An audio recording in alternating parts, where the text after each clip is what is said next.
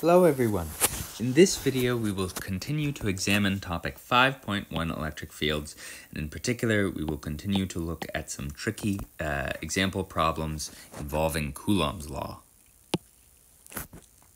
Alright, so there are a couple of worked examples here that get at some of the ideas with Coulomb's law. These are worked examples that involve, again, simply two charges, okay? And I will let you work through those on your own. I think the solution is relatively straightforward, and I would recommend that you go ahead and do so. Moving forward, however, we are going to examine the idea, or begin to examine the idea of what happens when you have more than two charges. Okay, so how do you analyze a situation like this? With a positive charge in the top left corner, a negative charge up here, and a positive charge in the bottom left corner. You can ask questions like, what is the net electric force on QA? If QA is feeling a force from QC and QA is also feeling a force from QB, what direction is that force and how big is it?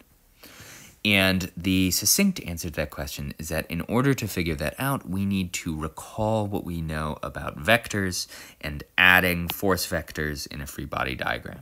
Okay, think about for a second, qualitatively, what is the net electric force on QA? Well, you can simply analyze the two forces separately. So what is the electric force from QC on QA going to be? Well, these two charges are positive, which means QC will repel QA upwards. Note that QA will also feel a force from QB. What direction will that be in? Well, if QA is positive and QB is negative, that force will be to the right and attractive.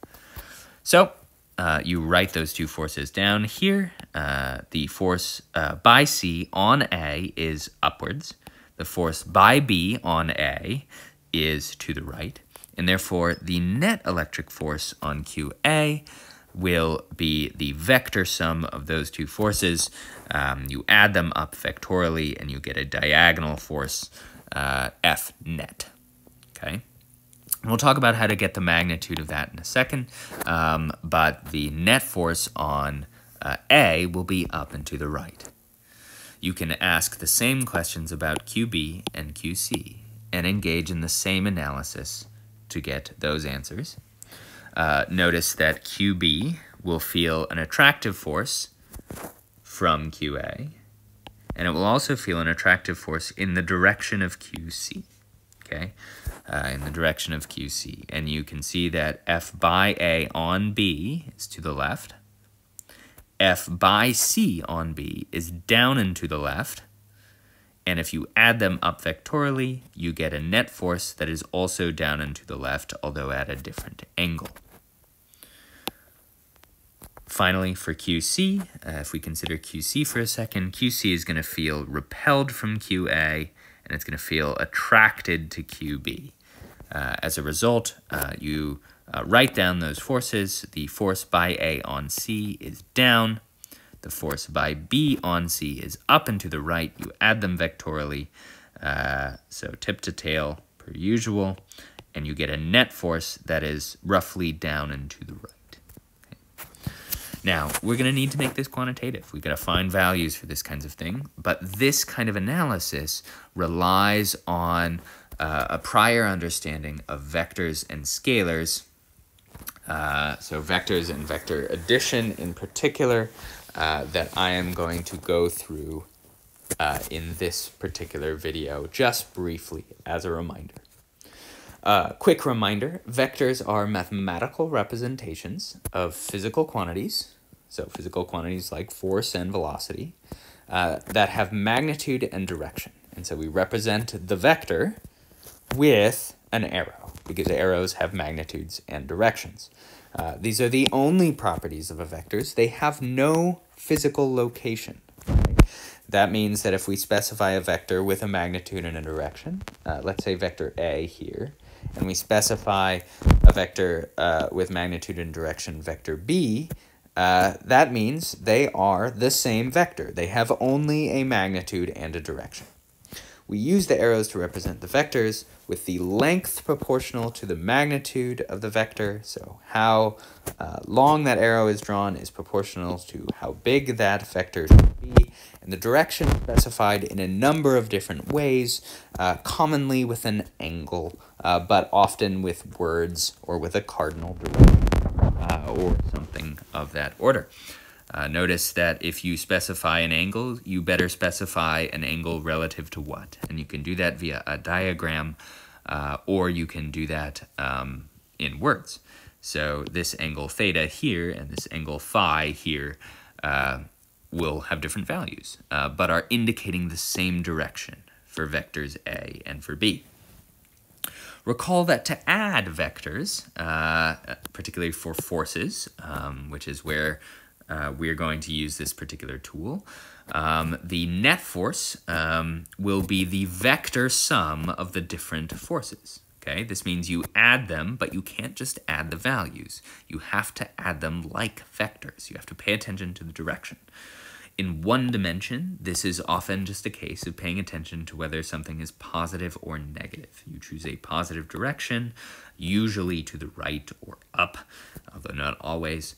And so F1 plus F2 shown here, F1 will have a particular value, let's say it's 10, F2 will have another value, let's say it's magnitude 6, then you would do plus 10 minus 6 gives a net plus 4, okay? And that can be represented with arrows as shown, tip to tail. F1 plus F2 gives a net force of whatever's left, okay, from the tail of the original vector connected to the end of the tip of the final vector added. So it is important to recognize then that using our notation here, the magnitude of vector f plus the magnitude of vector f2, so f1 plus f2, does not equal the magnitude of the resultant vector.